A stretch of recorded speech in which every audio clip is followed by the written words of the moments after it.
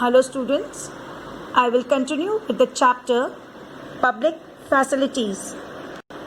In this chapter, I have already taught you about public facilities, definition and characteristics, role of the government in providing public facilities to citizens, basic public facilities like water, sanitation, healthcare, education, electricity and transport.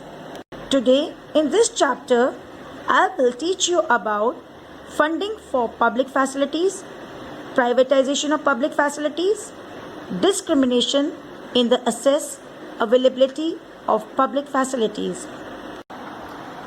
Funding for public facilities. Students, have you ever thought how does the government meet the expenses incurred for providing public facilities? The government presents the budget in the parliament every year, detailing the expenses on programs in the previous year and also an estimate of expenses for the future initiatives. The main source of funding for these programs comes from the taxes collected from the people. When we use these facilities, we pay a nominal usage charges. Example, when we travel in a bus or a train, we buy a ticket.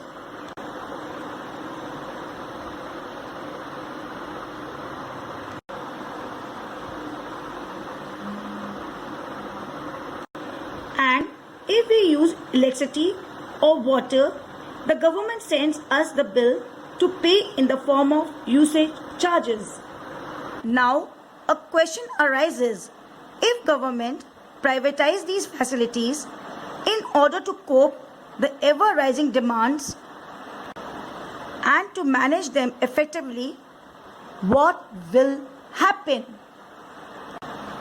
If these facilities are given to a private company, these facilities may not reach all sections of people equally.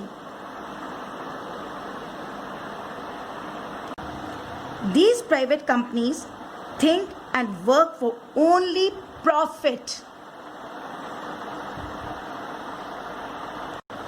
It may actually result in unequal distribution of resources and further increase the gap between rural and urban areas.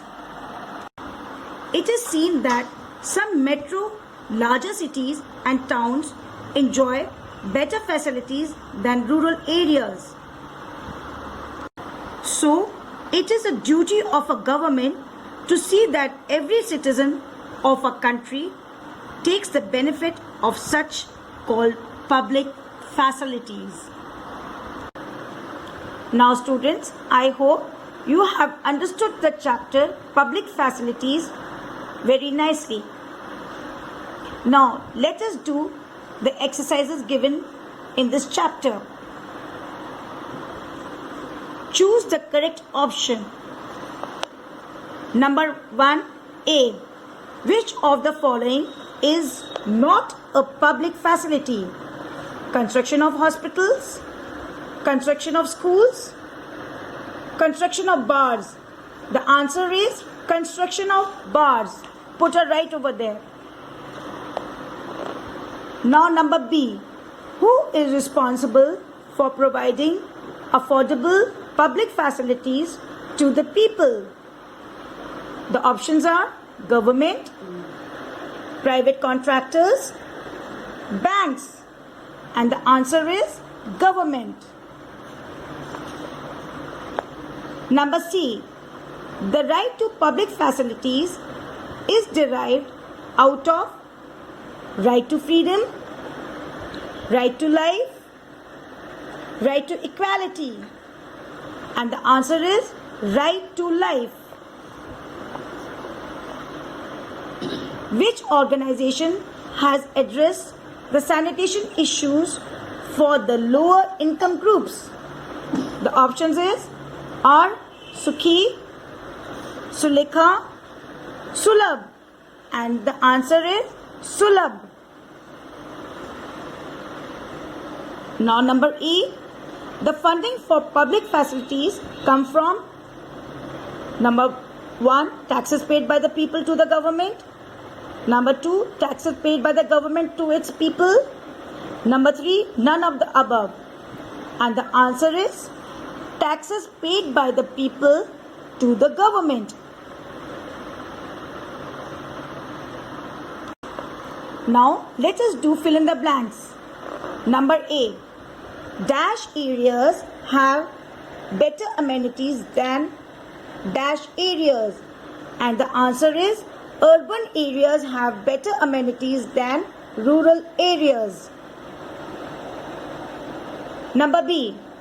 Public facility should be made to people affordable, amendable, unreachable. And the answer is affordable. C. Proper sanitation prevents maintaining good health, improving the hygiene, diseases. And the answer is improving the hygiene and diseases. Now number D. If public facilities are consumed beyond their prescribed limits, the additional charges imposed increases enormously. This is done to prevent distribution, misuse, supply of resources. And the answer is misuse. Now the last. Right to education, vote, life is available for children between 6 and 14 years. And it is right to education. Now let us complete match the column. Water, tanks, well, bore wells, healthcare, hospitals, sanitation, toilet blocks,